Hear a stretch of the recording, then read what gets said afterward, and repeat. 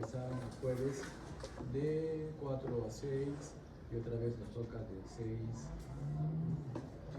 a 6 y 45. ¿No? Me preguntaba por qué era de 4 a 6, si las horas académicas son de 45 minutos, no sé si hay objetos. No exactamente, eso vamos a verlo. Pero bueno, tenemos acá el curso, tenemos 6 secciones, como les dije, soy el coordinador de la sección A y D, y tenemos ya el sílabus. ¿Quién es el delegado de esta sección? ¿Ya el sílabus, no? El sílabus para ella.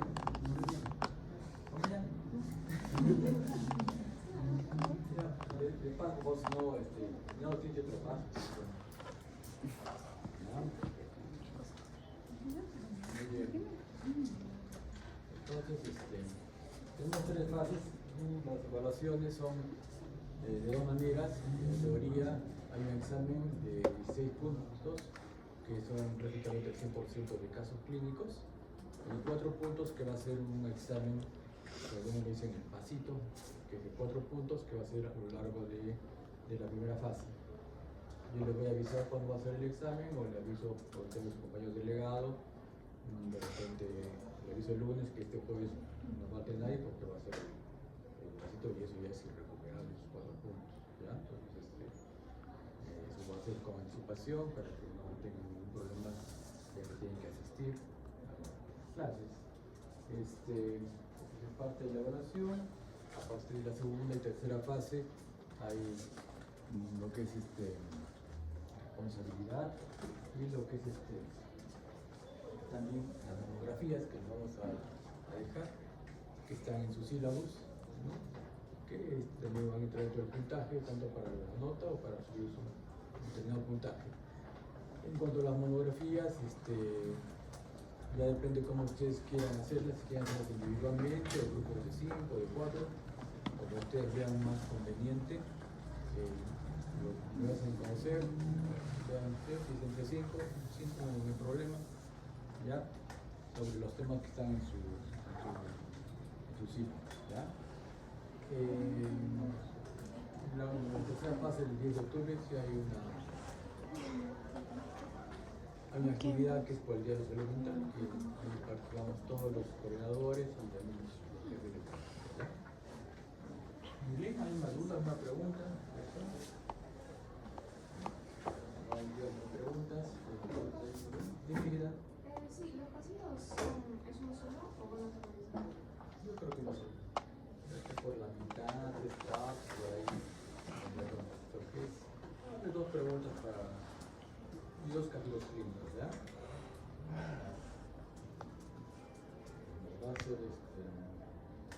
Va a ser presencial, porque eventualmente ya tenemos que todos por WhatsApp se presentan las cosas más rápido que nada. Muy bien, ¿alguna otra pregunta?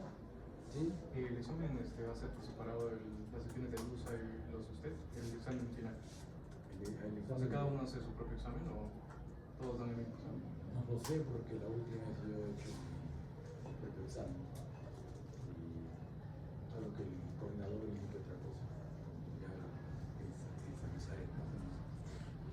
Hay 2 posiciones, ¿no? Debe ser el que hace las clases y hay otro que es el que debe ser una mezcla.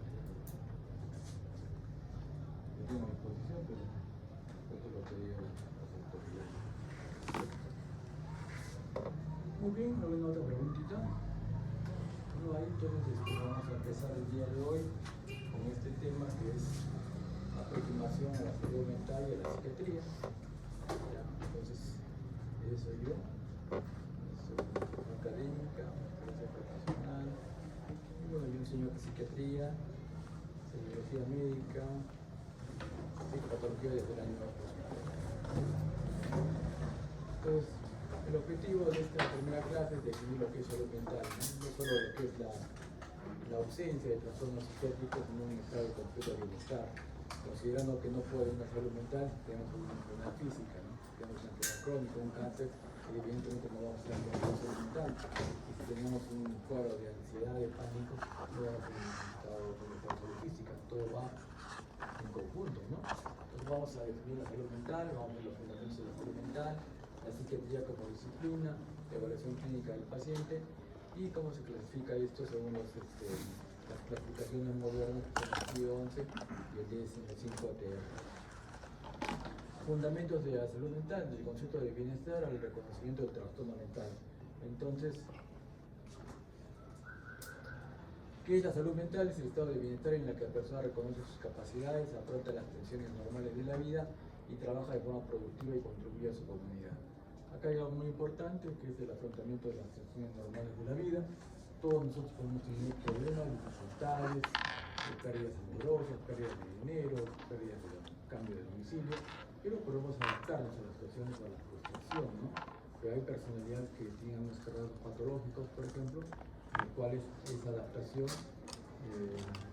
es mucho más complicada, más difícil, y aparecen cuadros de tipo psiquiátrico, ¿no? Con depresión, ansiedad, cuadros psicóticos. Y también hay algo importante que para tener una buena salud mental es importante que seamos sociables. Hemos sido creados para vivir en sociedad y cuando uno está en buen estado de salud mental, no solo se siente feliz porque tengo dinero, soy exitoso en la vida, y instintivamente tengo una necesidad de compartir eso con los demás, de alguna manera, mis conocimientos, mi dinero, o colaborar de mi estado emocional con otras personas, ¿no? Entonces tenemos que servir a la comunidad. Entonces eso es parte de la salud mental. Ninguna persona que sea, por más inteligente que sea, va a ser exitosa en la vida si es insociable, ¿no? Es imposible. Hay personas que son regulares o buenas y son los que tienen una personalidad muy bien estructurada y son los que tienen más éxito en la vida, ¿ya?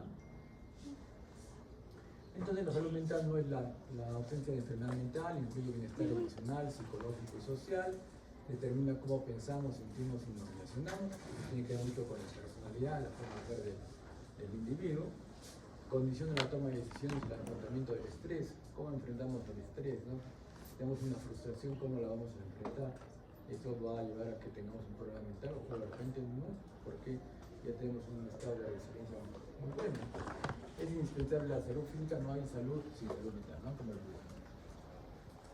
Entonces hay un continuo de salud y enfermedad. Entonces podemos empezar desde que tenemos un estado completo de bienestar hasta un momento que se va apareciendo situaciones estresantes, se va rajando nuestra salud mental, pueden aparecer algunos síntomas aislados, como estrés, ansiedad, pero ahí quedan. Pero también pueden estar avanzando esto y pueden constituir ya un trastorno de pánico, por ejemplo, o pueden constituir, si estoy consumidor de drogas, de repente un estado alucinatorio, transitorio, o de repente puede desencadenar una psicosis permanente, el consumo de marihuana o cocaína, como en algunos casos de personas predispuestas, ¿no? Entonces acá en el estado de bienestar hay un funcionamiento pleno, un afrontamiento eficaz, una respuesta esperable ante estrés o pérdida, ¿no? Pacientes que tienen una ruptura sentimental o amorosa, es de esperarse que esté una semana, 2 semanas triste, hasta un mes, pero después se recupera. Pero ¿qué pasa? Un paciente me dice, doctor, estoy deprimido, ¿desde cuándo? Desde que murió mi mamá. ¿Cuándo murió su mamá? Hace 2 años. Ya es un estado patológico, porque normalmente la persona, el ser humano está, digamos, se recupera rápidamente de todo. Y ya a esta altura, pasando un mes, 2 meses, cada vez el paciente ya va olvidando, ¿no? Y va recuperando la normalidad. Pero en otros casos ya es situación de se cayó en un estado permanente de alteración mental, que es un cuadro depresivo permanente. Después vienen los síntomas subumbral, manifestaciones individuales completas, ¿no? Como les dije, leves estados de ansiedad, pasajeros. Y ya el trastorno mental, cuando ya aparece pues, la psicosis, el cuadro de pánico o la depresión mayor, ¿no? Hay determinantes de la salud mental, hay factores individuales, familiares, sociales, ambientales. Todos estos contribuyen a que aparezca un problema de salud mental. Y en los factores individuales es importante el aspecto genético, ¿no? Del paciente. Tenemos que preguntar, a veces tenemos un paciente con depresión, si el abuelito es bipolar, ¿no? O el abuelito tiene una personalidad portaniana, o el tío también es igualito, también intentó suicidarse, igual que el paciente. Entonces, hay factores genéticos que influyen en un diagnóstico que podemos tener en cuenta del paciente. Familiares también, los vínculos tempranos que tiene el paciente, ¿no? Es un paciente que ha vivido con su familia, un paciente que su papá no lo conoce porque desde que se embarazó su mamá lo abandonó y la mamá se fue a trabajar a otro sitio, con los abuelitos, después murió su abuelito y me quedó con una tía. Evidentemente ese paciente se ha nacido con un problema ya genético, de problemas de personalidad de sus padres, evidentemente con esos antecedentes familiares y la falta de vínculo, va a ser pues una personalidad antisocial, ¿no? Más aún si tiene pobreza, educación, falta de redes de apoyo. Entonces todo eso va constituyendo un trastorno psiquiátrico. Y ahí si vive en un ambiente en el cual está rodeado de delincuentes, de extorsionadores, evidentemente va a ser prácticamente una personalidad antisocial. Culturales, ¿no? Si piensa de que no, eso no es malo, porque si no tengo yo, pues puedo que robar, porque además, ¿por qué tiene y yo no? Y si ya tenemos un diagnóstico y nuestra última esperanza es que el paciente pueda recurrir a un centro de salud mental para que podamos tratar al paciente, pero o no tiene conciencia de enfermedad, o la familia no la ayuda, o no tiene recursos económicos, entonces evidentemente va a llegar a un deterioro de la persona, ¿no? Con el trastorno mental. Y los problemas de salud mental son muy frecuentes, más frecuentes de lo que nosotros creemos. Y como ven en su cuadrito acá, una de 8 personas viven con un trastorno mental en el mundo, solo que no lo han tratado. Hay pacientes que vemos con TDAH a los 30 años, así recién en tratamiento, y toda su vida acaban en el colegio las cursas porque no se concentraban, después han sido impulsivos, han tenido problemas con su pareja, en el trabajo también los han sacado, y reciben un tratamiento a esa edad y mejoran bastante, ¿no? Entonces, es importante reconocer temprano para que no pase eso, ¿no? Que solo una de 8 personas se pueda diagnosticar. El 50% de los trastornos se inician antes de los 14 años, que hablamos la otra vez, ¿no? Entonces, eso hay que hacer una historia clínica muy completa desde la infancia, ¿verdad? Muy bien, chicos. Los trastornos psiquiátricos en la infancia son más frecuentes en hombres o mujeres. Mujeres. En hombres. Biológicamente las mujeres son mejores que nosotros, ¿no? Pero cuando llega a los 18 o 20 años, eso ya se va nivelando y después de los 20 años es más frecuente en mujeres. ¿Por qué será? Por culpa de los hombres. Y es cierto, ¿no? Es por culpa de la cultura, por lo que la sociedad todavía impone a nosotros, ¿no? Porque habremos mejorado en los 40 años un poquito, pero nunca vamos a estar pues como Dinamarca, Suecia, que es completamente diferente, ¿no? De la presión social, junto con factores biológicos como las hormonas, la disforia premenstrual, viene la menopausia, viene hay trastornos depresivos después del parto, o hasta psicosis después del parto. Tiene muchos factores en contra de la mujer, biológicos y también psicosociales, terminamos de arruinar nosotros con el trato que ven una persona, ¿no? Pues, por eso es que se nivelan y pasan, pero a los 7 o 8 años, de cada 3 niños hay una mujer con un problema psiquiátrico, puede ser TDAH, problemas de desarrollo, ¿no? Y si tienen TDAH las mujeres ni se les nota. Un hablador así de bien, o sea, que el hombre está fregado, ¿no? Porque no tiene la habilidad ni la capacidad que tienen las mujeres, ¿no? Entonces, eso es lo que pasa. Primera causa de daños vividos con discapacidad en jóvenes adultos, ¿no? Un pacientito que le dio una depresión desde los 12, 13 años va a estar pues al 50% de su capacidad, a la fecha va a terminar el colegio, después no le regresar a la universidad, no quiere, entonces va a ir en el filo, ¿no? Hay una brecha muy amplia entre necesidad de atención y tratamiento recibido. Se calcula que alrededor de solo el 15 y 18% de pacientes con un trastorno psiquiátrico reciben un tratamiento farmacológico o médico psiquiátrico. Es una brecha muy grande por cuestión de falta de capacidad del Estado de aportar los medios necesarios y también falta de conocimientos, ¿no? Todavía en nuestra cultura sigamos pensando que a veces llegan al psiquiatra y ya van pues a un hospital clínico y si no hay un medicamento en el hospital no pueden comprar en otro sitio porque se gastaron los miles de soles en el chamán, en el cuernero, en la pasta de huevo y todo.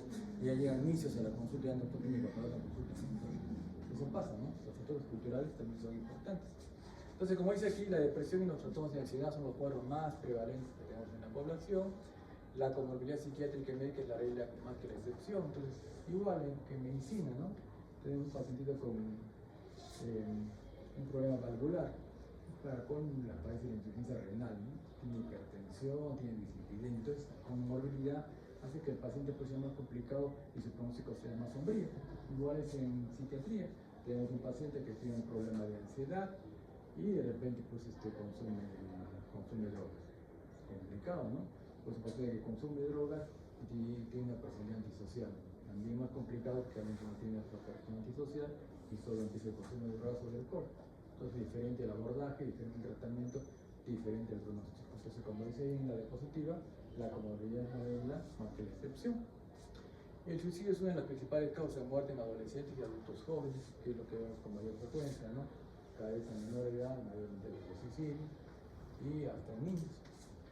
La detección temprana y atención primaria reduce la cronicidad y la discapacidad, ¿no? Entonces eso es lo que se ha tratado de hacer con los centros comunitarios que se han creado desde hace unos 10 o 15 años, ¿no? Entonces, antes lo teníamos los hospitales, ahora hay centro comunitario en Jante, en Tía Valle, en distritos, en lo que se supone que el paciente tiene mayor facilidad de acudir más tempranamente ante cualquier problema de salud mental que tenga, ¿no? Entonces, de esta manera, mientras más temprano detectemos trastornos, más fácil de curar y el pronóstico es mucho mejor. Por ejemplo, hay pacientes que tienen trastorno de pánico, ¿no? Entonces, ¿qué hacen? Van donde por el propicio que hay, van donde el psicólogo. El psicólogo que los trata 1 mes, 2 meses, 3 meses, y como no puede ya, van donde el psiquiatra. Pero ya se complicó ese paciente, eso que podíamos curar en 3 días, después es más complicado porque ya se complicó con la agoraforia, por ejemplo. ¿Qué es la agoraforia? Es esa fobia del temor que tiene el paciente de ir a algún lugar donde no pueda recibir atención si le viene una crisis de pánico. Entonces ya está un poquito complicado el paciente, va a demorar más en la recuperación, quizás no va a ser 100% que si lo hubieran visto en los primeros días. Igual sucede con el estrés postraumático. Entonces la atención médica especializada es fundamental en las primeras 48 horas para que no haga un estrés postraumático a un paciente que ha sufrido lo que estamos viendo en Colombia, en Venezuela, un desastre natural o una violación, una cosa, ¿no? Entonces, si dejamos pasar eso mucho tiempo, el daño va a ser constante. Hay una gran cantidad de pacientes que vemos necesitas que han sufrido acoso sexual o abuso sexual de 10 o 11 años y nadie se había enterado y si le dieron a su mamá no quiso hacerle caso, ¿no? Y ya se puso una depresión crónica, una alteración severa en su personalidad. Y tengo una paciente, por ejemplo, que ni siquiera mira a los ojos a nadie porque tiene un cierto temor y ve como la persona que le violó, ¿no? Entonces, hay un deterioro que hubiera sido muy diferente que esa persona inmediatamente recibe un tratamiento, ¿ya? Ok. Entonces ahora tenemos que ver la psiquiatría como disciplina médica, ¿no? Porque antes se creía pues, que esto era problema del alma, era del espíritu, del diablo, y entonces ya el siglo pasado ya se ha construido como una disciplina médica que requiere un abordaje similar, ¿no? A lo que es la diabetes, la hipertensión. Entonces, si un paciente nos dice que cuando tiene que tomar la medicación, tenemos que explicarle, ¿no? Hay algunos que puede tener una reacción depresiva y simplemente o no se le dan medicamentos o aunque tome 2 meses superó la situación. Hay otros que ya tienen una predisposición genética, biológica y la depresión es tan intensa que ya tiene que, y sin motivo, ¿no? Paciente, tengo plata, no tengo ningún problema, doctor, y usted que quiere matarme, y lloro a cada rato, ya hay un problema biológico, ya hay un desequilibrio de neurotransmisores, de serotonina, de dopamina, de la adrenalina. Entonces el tratamiento es médico. Nos puede ayudar la psicoterapia, sí nos puede ayudar, pero es una ayuda, algo que complementa. Pero el tratamiento es evidentemente médico. ¿Ya? Definición y alcance de la psiquiatría es una especialidad médica dedicada al estudio, al diagnóstico, tratamiento y prevención de los trastornos mentales, emocionales y del comportamiento, ¿no? Comprende el ámbito clínico, la evaluación, diagnóstico diferencial, la prevención, el ámbito científico y el ámbito social y legal. Y un breve recorrido histórico de la psiquiatría, ¿no? Desde la antigüedad, como le estaba diciendo, con explicaciones mágico-religiosas.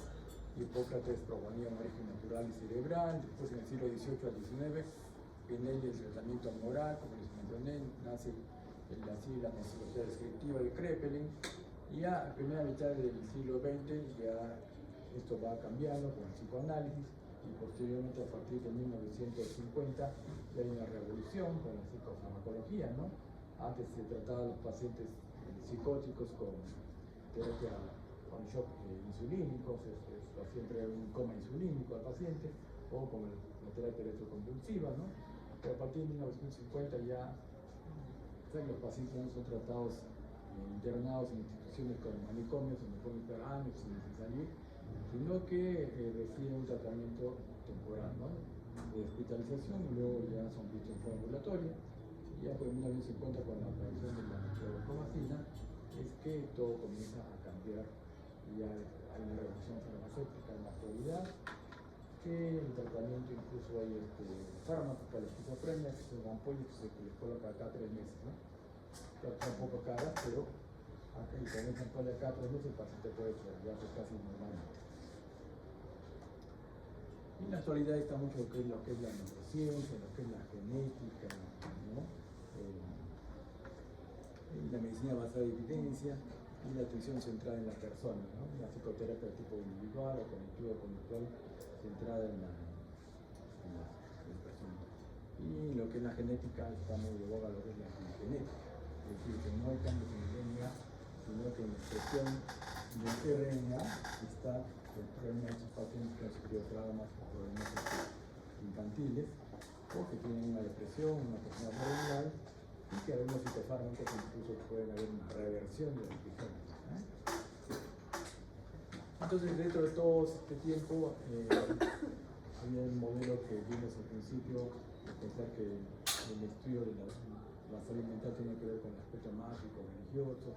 Después ya nos inclinamos mucho en el aspecto biológico, pero actualmente el modelo que se maneja es el modelo biopsicosocial, es decir, que el problema psiquiátrico que podamos tener no solo se debe a un factor, sino a 3 factores.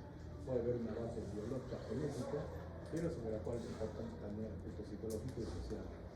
Por ejemplo, la esquizofrenia es una enfermedad que aparece solo cuando hay una predisposición genética. Y una persona que no tenga esa predisposición va a ser esquizofrenia, así le peguen, lo violen, no va a ser esquizofrenia. Tiene que haber una predisposición biológica y el ambiente va a hacer que esa esquizofrenia aparezca tardíamente, si es un ambiente tranquilo, libre de estrés y tengo esa predisposición. De repente va a aparecer pues, a los 30 años más leve, cuando yo tengo una personalidad bien formada, cuando yo tengo una profesión, una carrera y recibo un tratamiento y quizás se van a notar que tienen esquizofrenia. Pero ¿qué pasa si ese paciente vive en un ambiente de violencia, sufre bullying, acoso, maltrato físico?